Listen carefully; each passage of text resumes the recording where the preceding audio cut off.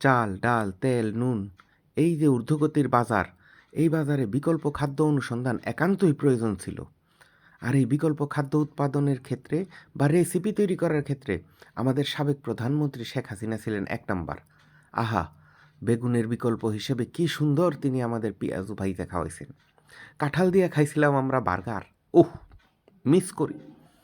এই যে গেছিলাম সাজেক, সাজেক গিয়া আমাদের সকালবেলা বেরোয় দেখি সব দোকান বন্ধ। ঠান্ডার চোটে বেটা দোকানদার দোকান খুলবো কই থেকে?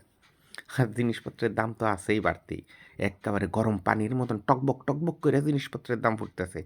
এই মুহূর্তে আসলে বিকল্প খাবারের একটা রেসিপি খুব দরকার ছিল। কি আর করা? নিজেই পানি গরম করলাম। ঢাকার থেকে কিনে নিয়ে গিয়ে নুডলস সেইখানে গিয়ে গরম করলাম। গরম করে সেখানে পানি দিয়ে ঢেকে রাখলাম। এখন দেশবাসীর উদ্দেশ্যে কিছু বলার নাই। দেশবাসী শুধু ভোগ করতে থাকো, খালি আরামসে ভোগ করতে থাকো। নতুন রেসিপি দেওয়ারও তোমার কেউ নাই, আর তুমি নতুন রেসিপি পাইবেও না।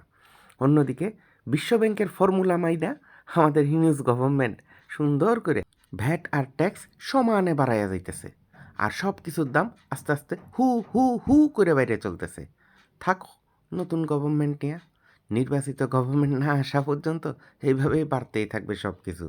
দেখা যাক কী হয়, ভবিষ্যতের বাংলাদেশ কথা বলবে।